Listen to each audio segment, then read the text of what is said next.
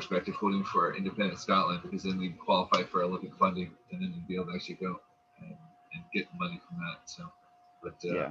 we're live now, so we'll talk about that later. Yeah, for sure. Hello again, everybody, and welcome to another episode of Ball Caps and Bagpipes. I am the Glasgow Comets' John McKellar, and Jason, I'm mighty sore because 2 days ago I had my first full session of the spring. Feels great to be back. Well, at least when I can feel anything again. Is there anything more sore than usual? Is it the shoulder, the elbow, or the knees? No. What's mad is my shoulder normally hurts like hell when I first come back, but that's not sore. I think my shoulder's just giving up caring at this point. It's my calves that were sore that normally aren't. I think that's just age catching up with me, or maybe just not doing much. Anyway, who are you? I'm Jason Dura, former league president and Baseball Scotland Hall of Famer, and things are going well over here. I'm doing fine. I've seen there's been training in Edinburgh. I went down and passed them last week, so they seem to be doing well. And I've chatted to obviously Ren Quantrill. I don't even know what team. I'm assuming the Cannons are still playing for them, and I gave him a lot of views. But he's doing well and said everything's going well in Edinburgh. So I've checked in, but I think I might sneak down because it's Easter break. I might just go and throw the ball around a little bit. I kind of have the itch. Sweet. Any chance I'll see you in a game this year? Not a chance. You know what? I maybe I'll sneak on down and I'll find it out. I'll play against you, and I'll go play right field, and I'll sit there and give you a boost from right field. Okay. You could probably just pitch against me, and you would still have my number, you son of a bitch. I haven't touched the ball in 2 years, so we'll find out what happens there. Maybe I'll just come and commentate, and I'll just give everyone dogs abuse. Have you seen that batting average the last 2 seasons? I haven't touched the ball in 2 years either. All right, fair enough. So tonight we're doing something a bit different. We're breaking away from the Baseball Scotland National League, and we're going to talk to the president of the Stirling Uni Storm Baseball Club, Damon Savanelli. Welcome to the show. Yeah, thanks for having me. It's good to get the exposure for the club, and it's flattering that you guys want to be on the show.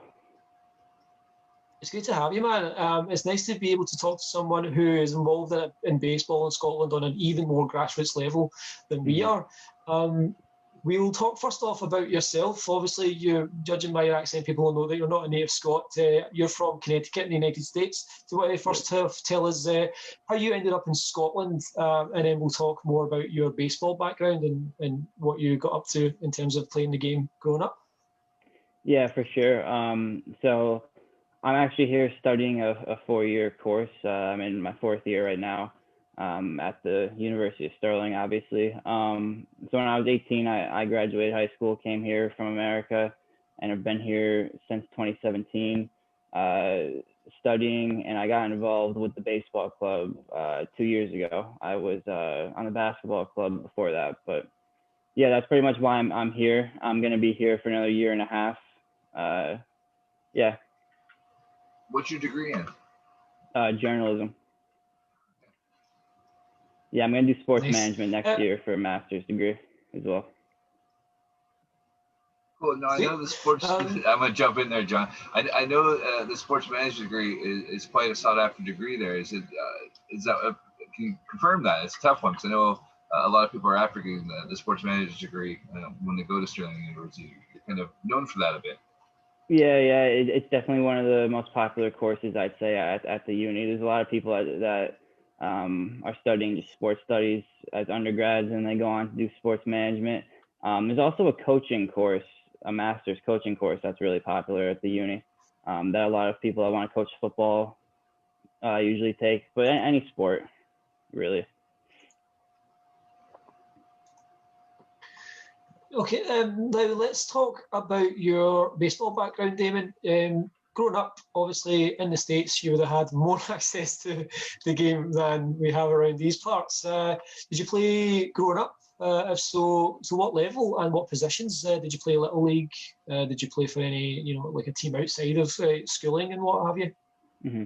Yeah, so I started playing T-ball when I was like 6 or 7 years old.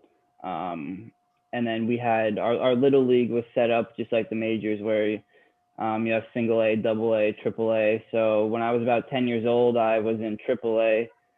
And I would play on the all-star team in the summers. I don't know if you've seen the Little League World Series on TV, obviously in the summer.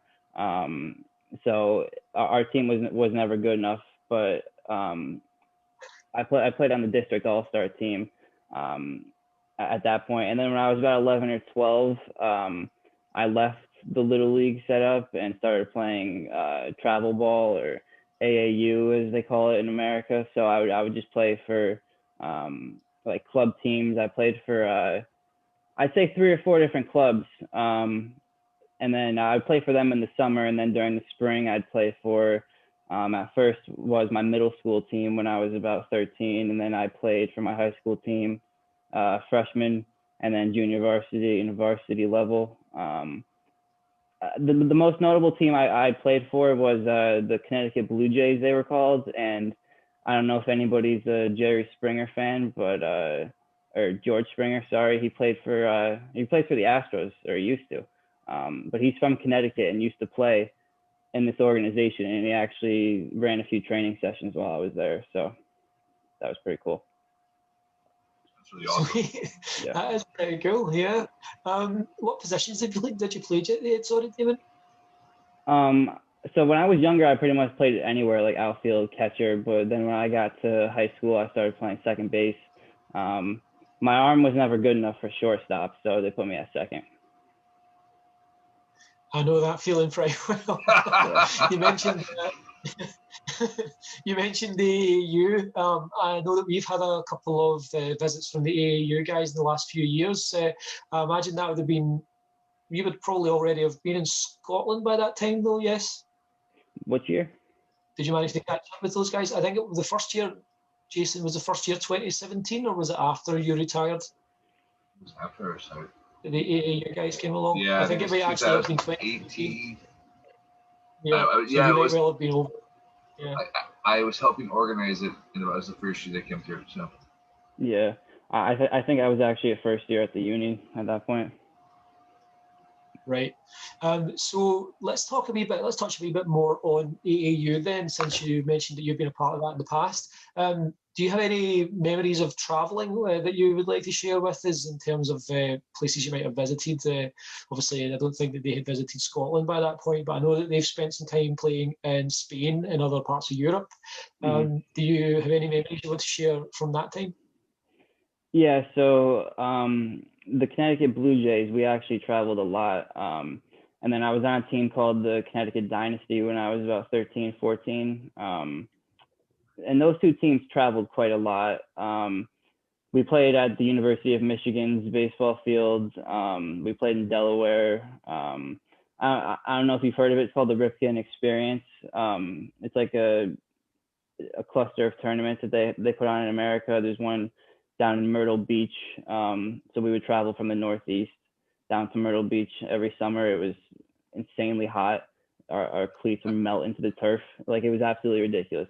So I would say the memory that stands out the most is definitely traveling to Myrtle Beach in the summer when it was, 30 degrees or more Celsius, and just being dehydrated and having to drink loads of water, playing double headers, playing like 5 games in a weekend.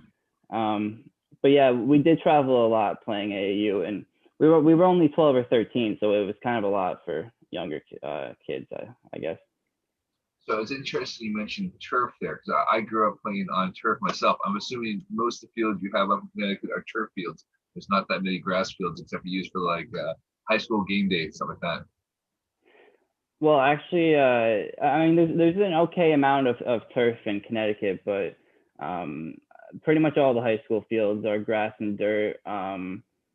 Because most of the school, I was in a public school system, so the public school systems can't really afford to install a turf baseball field. That was more of a private school thing.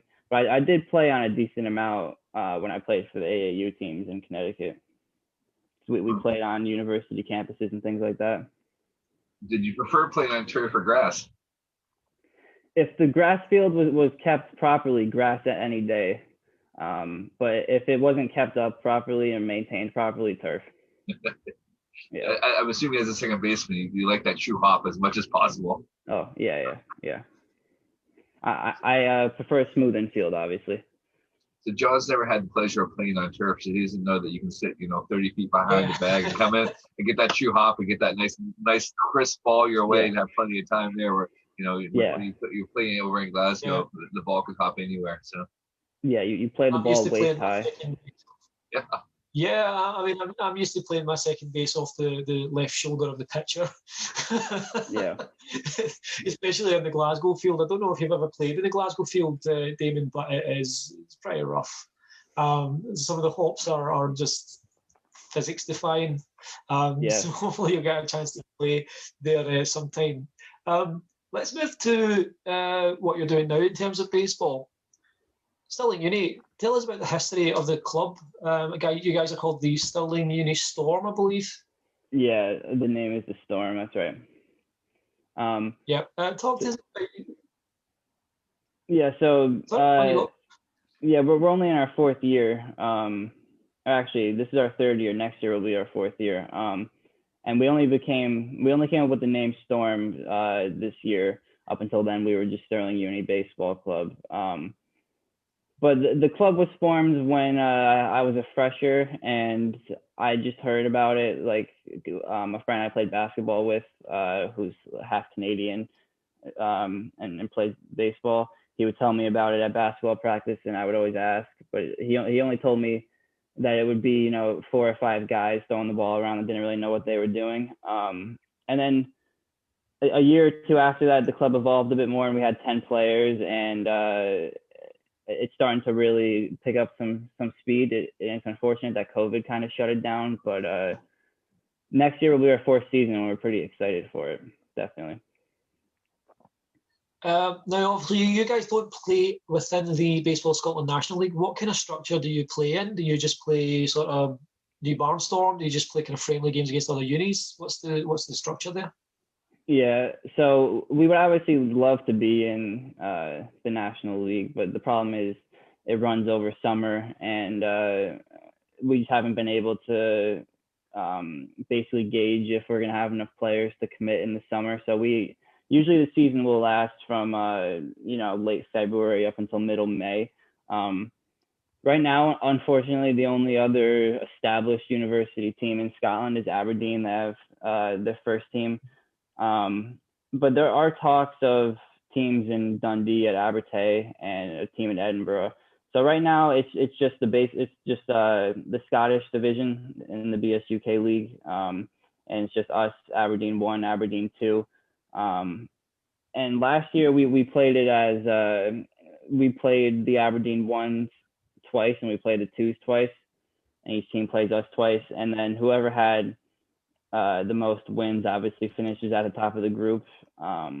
And the winner is meant to go down to England at Farnham Park and play in the university championships. But yeah, there's a lot of uncertainty surrounding our competitive structure for next year. I've been talking to BSUK about it, and if COVID doesn't keep messing up competitive play, hopefully there's a bit more of a developed league next year with, like I mentioned, Abertay, maybe Edinburgh.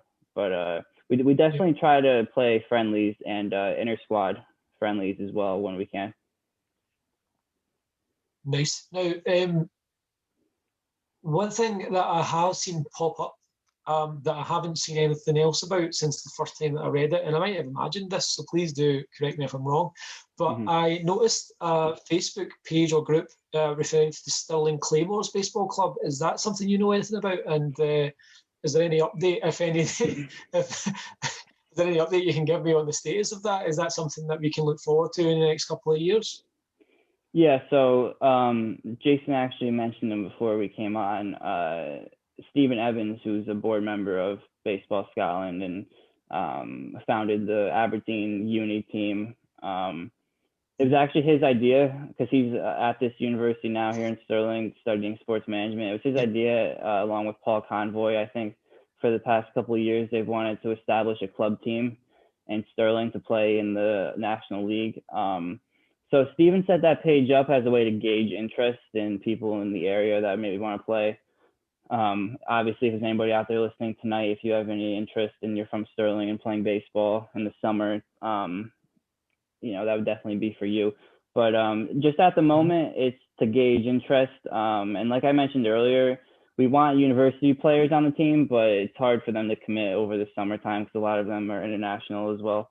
But it's definitely something to keep your eye on. If we get enough interest, Baseball Scotland and Paul want to establish a club team. So let's hope that we manage to get something and see some movement on that, because Stirling is an absolutely gorgeous place. So it would be nice, from a selfish standpoint, to be able to take yearly trips there to play you guys. One thing that we covered with Paul when he was on the show 2 weeks ago was the field. Now, I know that you guys are working on a field out there. What's the status there? Yeah, so like one of our big pushes just collectively as a club, the guys who served as presidents before me, it's always been a big thing for us, is basically developing the facility, because looking at it from a broader scale, the baseball facilities in Britain just aren't really up to par. So we want to do our best to create a baseball field where we can play baseball competitively, but we could also play safely and properly. No flat pitcher's mounds, and actually have some dirt on the field. But right now, things have been slowed down because of COVID, obviously, but we were able to put anchored bases in. The groundskeepers at the uni were able to dig the anchors into the ground, so permanent bases up there now. The next step is we are going to look to install an artificial pitcher's mound. So it's just going to be a pitcher's mound made out of artificial turf.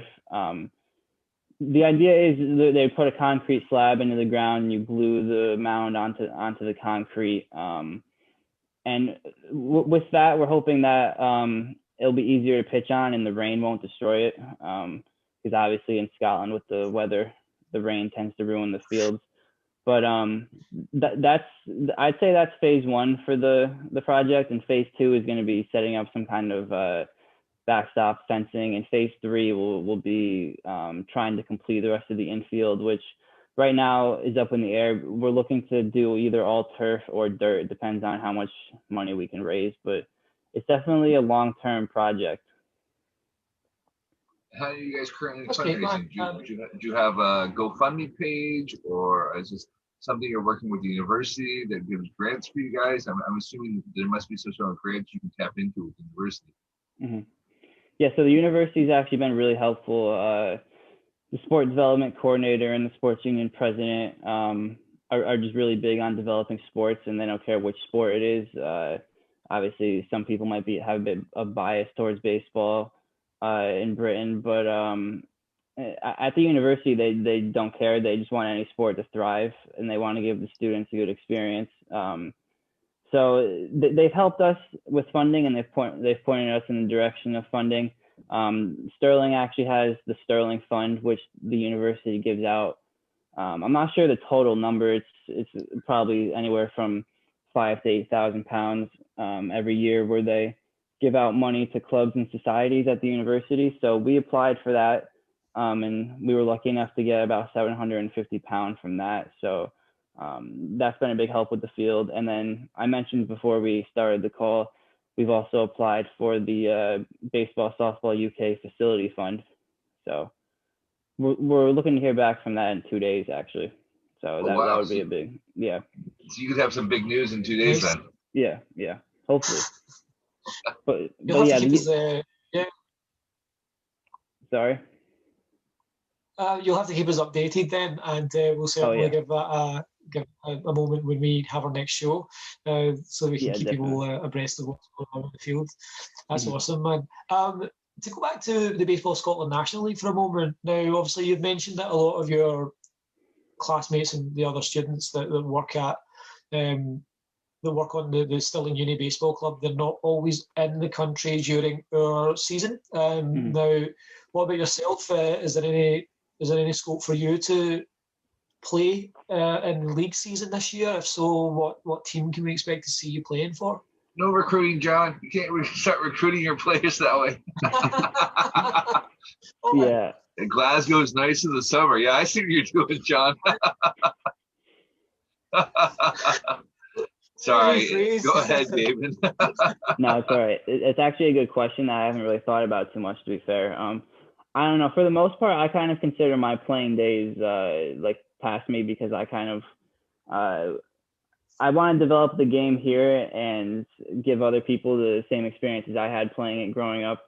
But that's not to say I wouldn't still play. In all honesty, if I were to play in the National League, I would like to play for a club that's in Stirling and represents Stirling. But other than that, I'm not really 100% sure. Usually I have to go home in the summer to do work and make money so that I have money to spend for the next semester at uni. But it's something that could change on a monthly basis. So I guess we'll see. Maybe I'll play in the league someday. So you see, you go home for the summers. You pick up some summer ball while you're there. Yeah, there's actually a thing in America called Twilight League where it's basically like washed up players playing it. Me and my friends used to joke around in high school that if we ever ended up in that league, we did something wrong. But it's mainly where just like older guys and like I'm saying, guys who played a while ago or played in high school go to play. So I'm thinking I might play some of that in the summer. But yeah, for the most part, it's usually just throwing the ball around. It's really nothing too competitive for me anymore. So you mentioned the Twilight League. Did it have a midnight league for this guy? Oh yeah, maybe. Hey man, there is an over 40s league in the States that I want to go play. It's actually I can't remember what they're called, but it's a 20s league, 30s league, 40s league, 50s league, and it's a 6-year-old league there. So I still got a good 15 years. Yeah, Brett Mandel, I believe it was actually, that we spoke with back in October for the NLBMR fundraiser. He plays in an over 50s league. Yeah, Was it him? exactly. Was it him that played with Jose Canseco? Who was that again?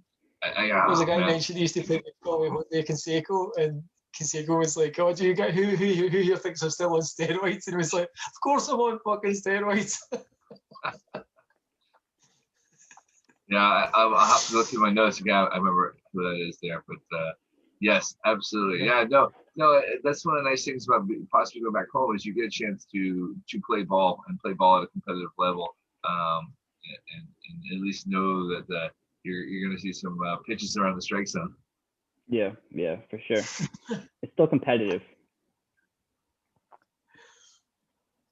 So yeah, all right. So how many people are currently on the team right now? Because I'm very curious how growth has been for you guys. I mean, it's obviously really hard to convince people to join, and then are you linked with softball at all? Are you guys is it separate? Is this baseball, or are you trying to go co-ed or not? Yeah. So like I was saying, the club's only in its 4th year, and we only got on social media or Instagram this year. We had a Facebook page, but it wasn't really active. So we made like a big push this year. Our social media secretary actually did a really good job of just like spreading the word about the club, and we were able to. We have 17 paid members this year. It would definitely be more. There's guys that were in the club last year and never made it back to Scotland this time around just because of COVID. Like guys that live in Taiwan and other parts of Asia, it's just too far away to come here for no in-person teaching. But I'd say without COVID, we would probably have 20 members. Right now, it sits at 17. At the end of last year, we had about 10 or 11. And next year, I want to maybe have anywhere from 22 to 25 players and have 2 teams. In terms of softball, I'm not really 100% sure. If somebody comes to the university with a softball background and wants to start a softball club specifically, and they want our help starting it, I would be up for that. But mainly the goal right now of the club is to be co-ed and have women and men on the same team, like they do up at Aberdeen University, and most universities in England and Scotland usually try to have boys and girls on the same team. Yes, absolutely. There is the push for that.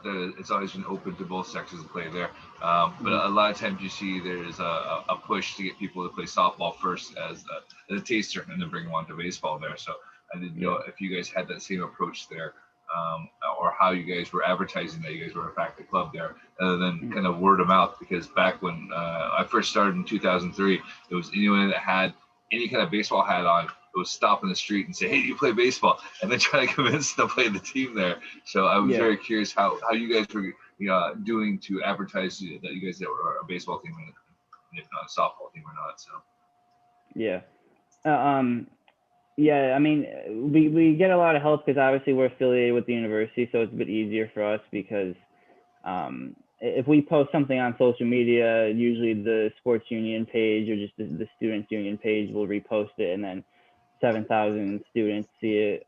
So obviously that helps. Whereas if we were just a baseball club in Stirling, there wouldn't really be like a parent organization or a parent institution helping them out.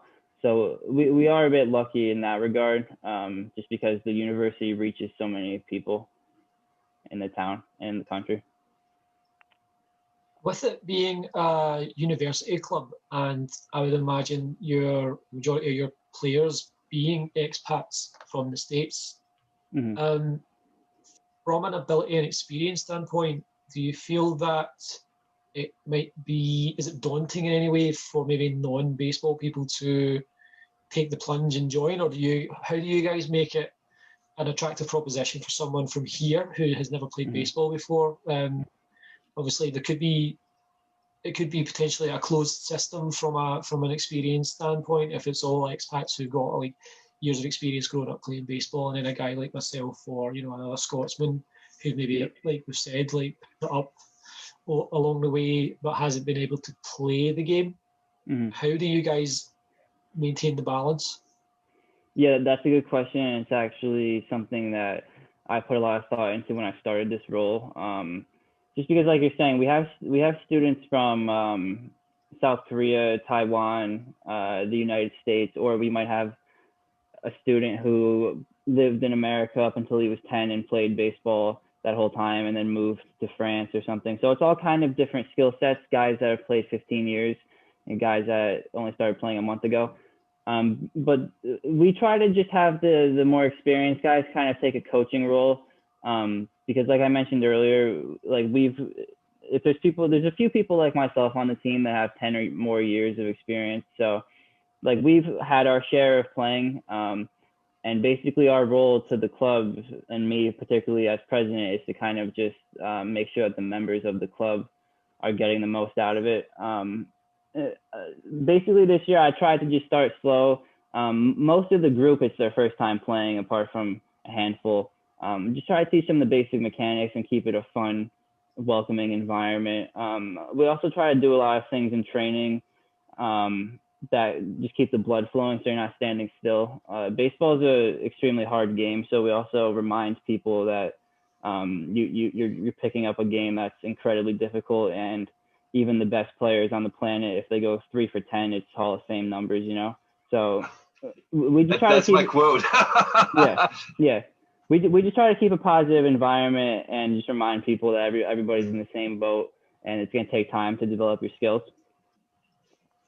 And John knows that one well. I always said, you're going to fail 7 times out of 10, and you make the Hall of Fame. So that's absolutely my quote I use over and over again with people. It's like, exactly. That left such an imprint on me, that I believe I actually quoted it once on Matt's show, British Baseball Podcast.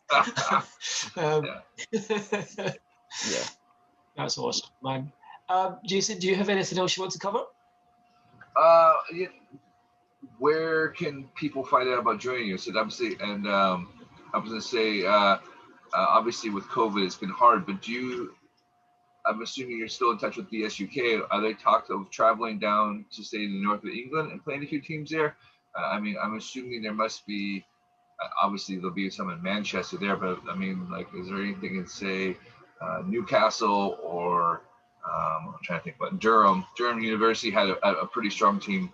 Yep. 6 or 7 years ago when I was still running things. So are you guys looking forward to hopefully going to play games with them as well? Yeah, that's another good question, and it kind of ties into the question you asked earlier just about competition structure and things like that. So Stirling has an American football team. So their story is, it's kind of similar to baseball. Actually, it's not that popular, but the thing is Stirling was able to get a team with a lot of players on it and be really competitive. and there weren't any teams in the area in Scotland that were competitive, so they had to start traveling down to places like Leeds and Durham to play their matches. And like you said, Durham actually have a very good club there. Oxford are another team with a pretty established club there. So it's my hope that maybe in the future a university league will be established just for both Scotland and England combined, and you maybe have the most competitive teams in that league, and then maybe teams that aren't necessarily at the same level play in a friendly league. And if the club develops enough, maybe you end up playing in the competitive league. But the issue with that is funding, because it costs a lot of money to travel to Durham or Manchester or Oxford from Stirling. And then obviously, you're talking about like staying in hotels if it's overnight and things like that. But that's definitely something for the future that we have in mind, maybe playing in an elite league with some of the best universities in the country. That's probably the goal, to be honest. And BSUK, I think that's definitely their aim as well. So hopefully they continue to support us with that. No, I know they made a really big push probably 5, 6, 7 years ago to do that, because I don't think there was many uni leagues around before then, and that was a big push for people to do that. And you can definitely see the fruits of their labor beginning to pay off now, because they're popping up there. There was a team in Edinburgh for a while there, and again, you probably will have the same problem where everyone's really keen until about May, and then exams kick in. You're like, sorry, I'll see you guys in September. So how do you guys plan to tackle that problem? Because again, that's an ongoing problem for PUMCS and the past presidents, and even the current, being the current president. It's always people are keen, and then they go away for the summer, and then your league starts right back up again, pretty much right in September, doesn't it? Yeah, we actually don't play until February. It's only February until about May. So, but we train throughout that time. That's the problem with the university system at the moment. Your season's only 3 months long. So we only end up playing like a handful of games. I would love if the season started like in the autumn time and ran until December, or I don't know, but it definitely needs reformatted. Because like I said, you only get about 3 months of play-in at that point. So, but is that because of weather primarily in Scotland? Obviously, the weather in the winter in Scotland tends to be kind of harsh, particularly for baseball fields. It's not, it's not the easiest place to play baseball from a weather standpoint at the best of times. Never mind September, October, November time. So is it just a weather thing? And if so, is there any way you guys can get around it? Yeah, I think it's definitely a weather thing. But even from my background in Connecticut, the weather is always bad. Like we get maybe 3 or 4 months of nice weather total. I think it's just a matter. I think it's a combination of things. I think it has to do with that there's no facilities to play the game on in Scotland, because when it rains as much as it does, you need a well-maintained facility. Ultimately, like our dream at Stirling is to have a turf field, but that costs a lot of money. But if you play it on a turf surface, you don't have to worry about that. I would say you could definitely probably play baseball from. We played games up in Aberdeen at the end of February, so you could probably play games from March all the way up till October if you really wanted to. And like you're saying, around that time it gets cold, winter sets in, but it's definitely a combination of things. Like I said earlier, the students leave in summer as well, so it's hard to field a team. Yeah, absolutely. Yeah. That's a tough one. I know traditionally we didn't ever recruit for anybody in university for Edinburgh because it was the same problem. It's usually a foreign player, and it would be very good, and then you'd have them until May, and then you wouldn't see them again until September. Yeah. Even the guys that are Scottish or Irish or English, like local, even unless you're in Stirling, like you're a local and live there over the summer, or you're down the road, a car ride away, it's still pretty difficult to get the team all in the same city for a certain amount of time. Yeah, I didn't realize that actually, like Stirling University is still a good 45 minutes from my bus from actually Stirling, the city. Yeah, in Edinburgh. No, is that I know from actually Stirling. It's not actually set in Stirling, isn't it? It's a little bit further out. At least according to my friend, he said Stirling Uni was not. It's on the outskirts of town. Oh yeah. It's probably about a 10 to 15 minute drive from the center of town, the campus.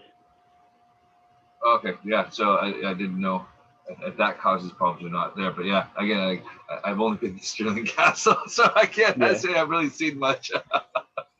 No, I would say it's like the town is pretty much a cluster. It's really tight. And then the university is actually in Bridge of Allen. It's not in Stirling, but it's only about 10, 15 minute drive. It's an easy walk, an easy bus ride. So.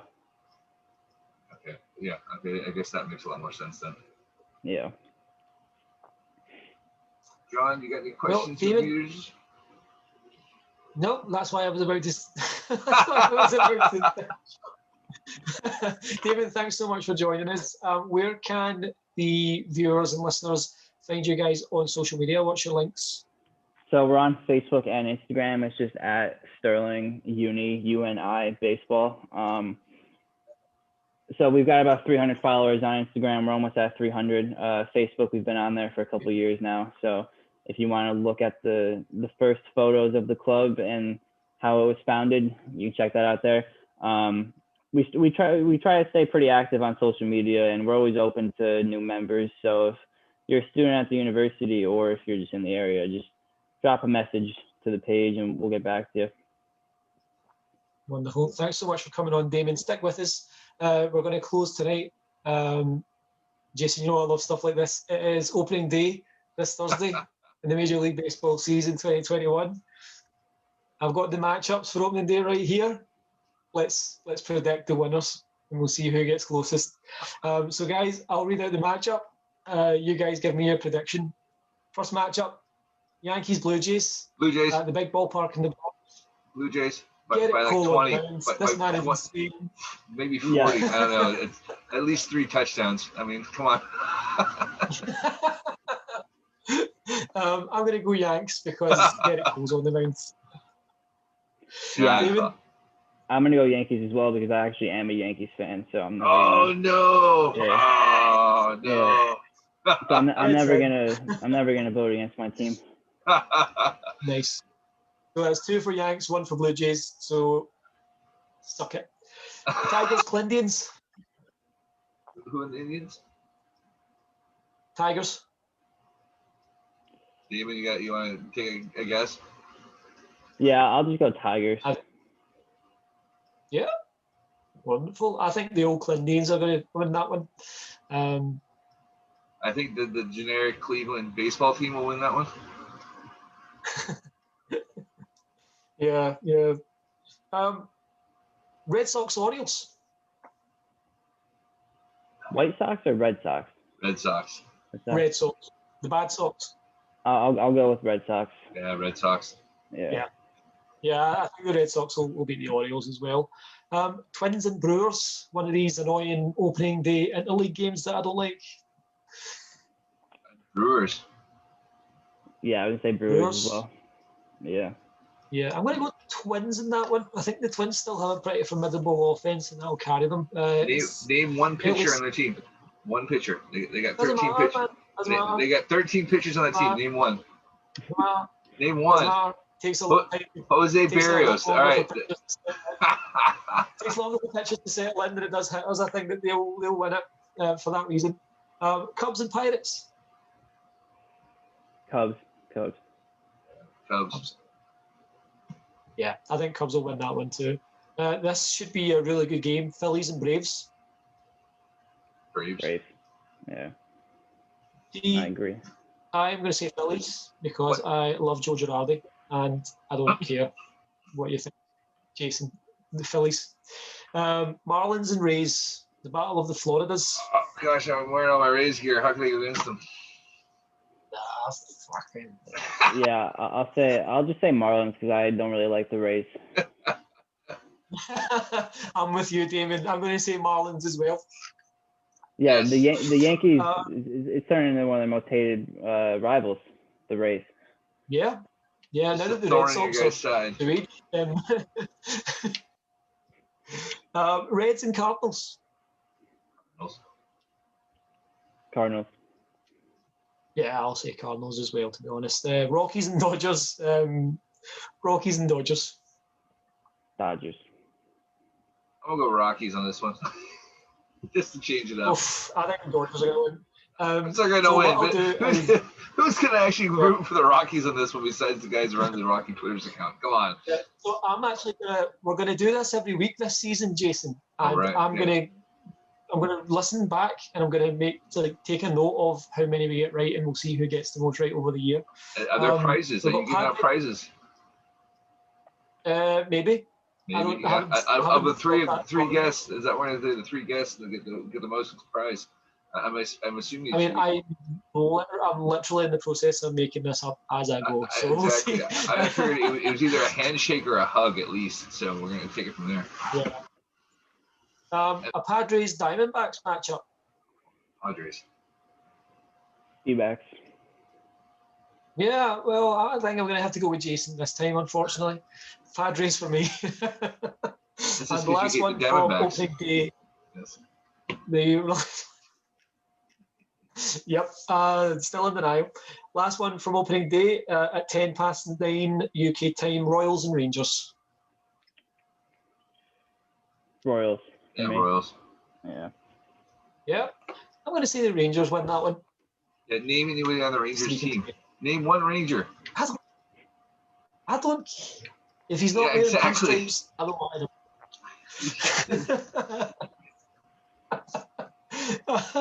David, thanks again so much for joining us tonight. It's been a pleasure having you, and it's been great to talk about the uni and the baseball work that you guys are doing there. All the best with it. Look forward to hopefully playing on your nice shiny new field someday, and hopefully I'll bump into you on the ballpark in some capacity down the line. Yeah, thanks for having me. It was great to just talk about all those different things. Great for some exposure for the club, so we appreciate the platform and everything. And yeah, hopefully maybe one day we can host a tournament at Stirling or something, or maybe we'll organize a friendly against Glasgow or something, but we'll see what the future holds. Hopefully COVID lets up a little bit. Absolutely. If there's anything we can do for you guys, just give us a shout. We're always willing to help out. And if it's promotion or anything else, yeah, like I said, it's always the baseball community is always out to help here. So. Okay. Yeah. Great. We appreciate it. Us as well. If you ever need anything, don't hesitate to reach out. We're always active on social media and everything. Yes. I think me and John will have to come out for a game one time and check out the field, because Paul was raving about how great the field was, so I got to see it for myself. I think if a baseball stadium was built there, it'd be one of the nicest. Wow. Yeah, he said the views were absolutely amazing. So best of luck to you on the field. And yeah, if they said you guys start running any promotions to help get you money, just give it a shout. We'll help you out when we can. All right. Thanks a lot. I appreciate it, guys. All right, man. Have a good night. Thanks, man. Yeah, you too. Yeah, Talk to you thanks soon. for listening. Thanks for watching. Bye, everyone. See you next week. Bye, everyone. Cool. Oh, shit.